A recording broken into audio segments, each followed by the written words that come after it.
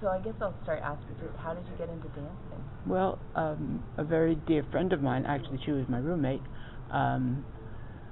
was into folk dancing, and she used to go one night a week to South Street Seaport, where they danced on the dock. And she was always trying to get me to go, and I kept saying, no, I'm not going to do it, I don't like to do that, no, no, no. And then one summer, 1972, she decided to go to a folk dance camp. And I didn't have much resistance, I guess, because I figured, I'll go there, I'll play cards, I'll play bridge with people, we'll talk, we'll laugh. They were swimming. So I went, and I was like, from the very first class, I was like hooked. I couldn't get enough of it, even though I couldn't do anything. I was, and from then on, that was my passion. Wow. What was it that hooked you? Well, I think it was, first of all, the magnetism of some of the teachers, especially Moshe. And also it was music I'd never heard. And I was thrilled to find that there were sort of different rhythms and different melodies and different scales, I guess, that it just intrigued me. Suddenly a whole new world that I'd never even known existed. Thrilled. But so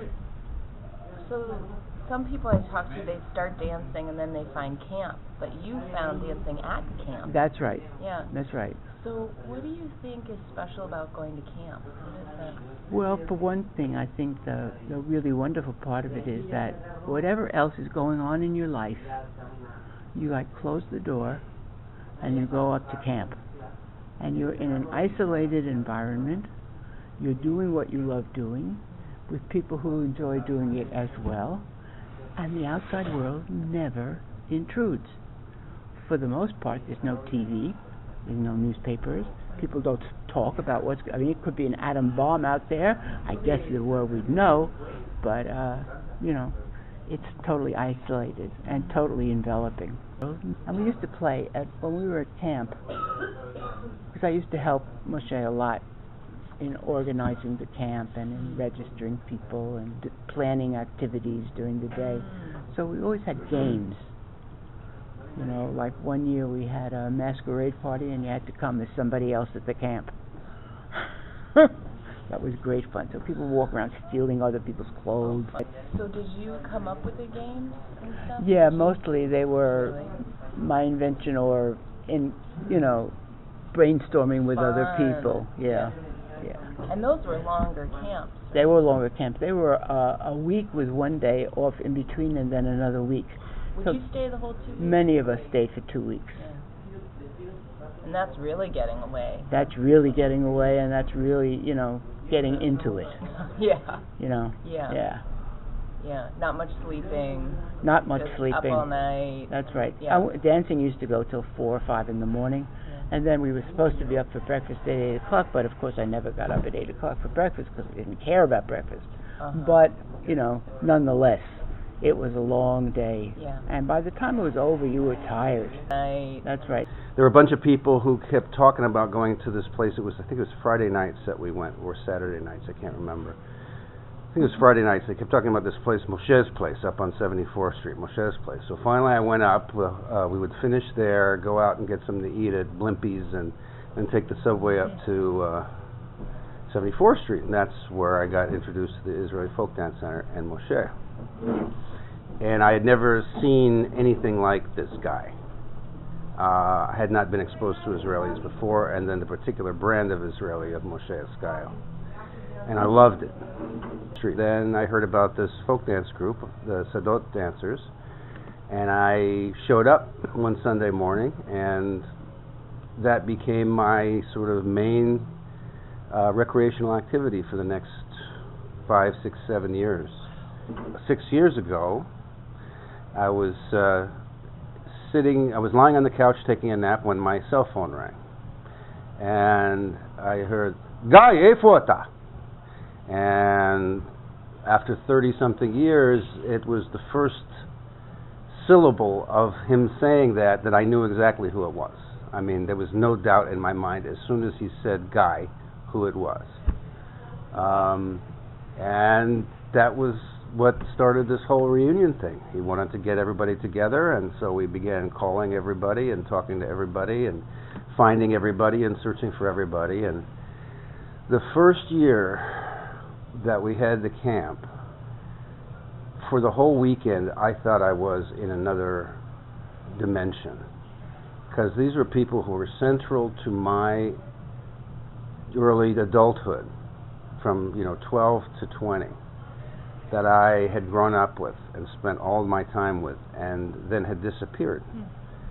And so to be with them again after all that time was like a surrealistic experience. And to do these dances that I hadn't done in 30 years and hadn't heard the music, and to and to have them instantly come back after 30 years was absolutely bizarre. I think it took me weeks to come back to normality after that.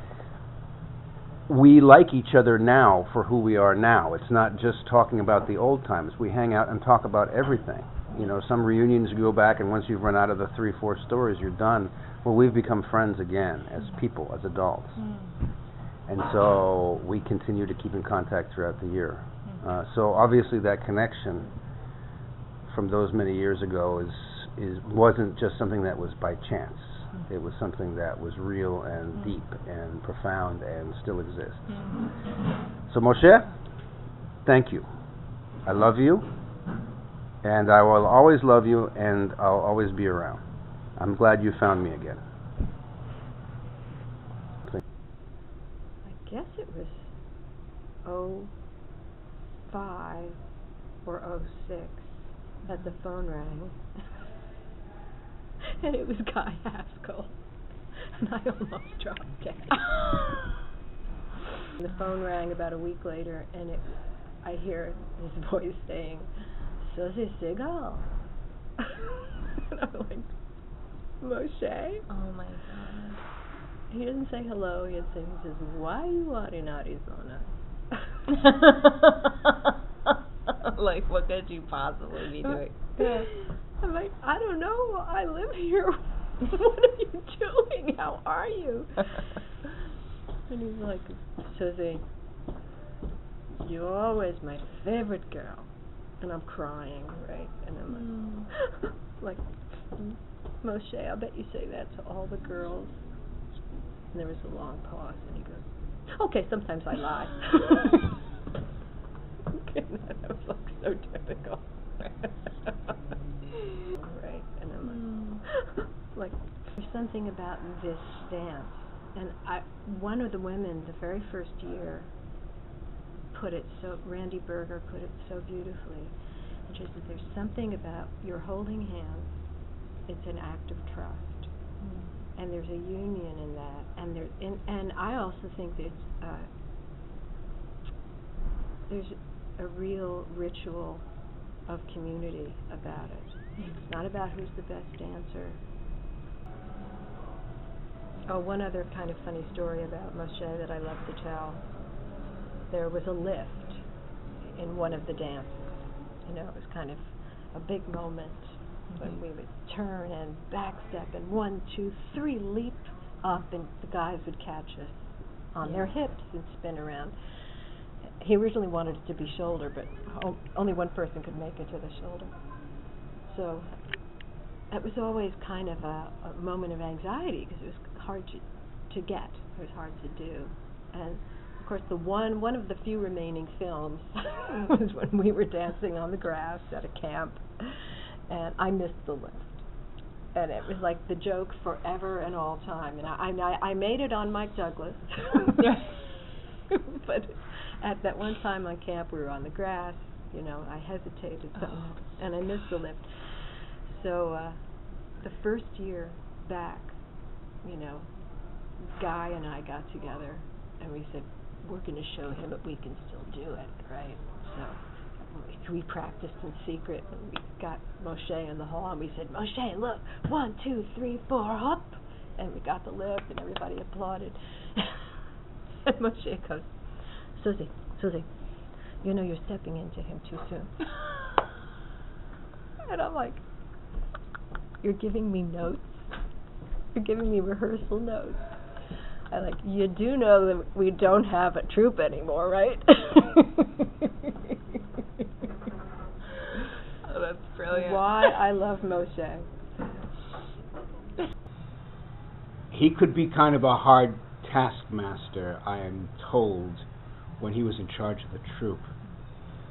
But at the sessions, he was a lot of fun, and he joked around the way he does now, only louder and faster and younger, as all of us were. It was the thing I looked forward to every week, and I did it as long as I could. I started dancing when I have to think about this now, when I was 16. And occasionally I still do it, but I kept it up for almost 25, maybe more years, as I'm sure most of the people here have. Moshe is a central person in all of this. He gathered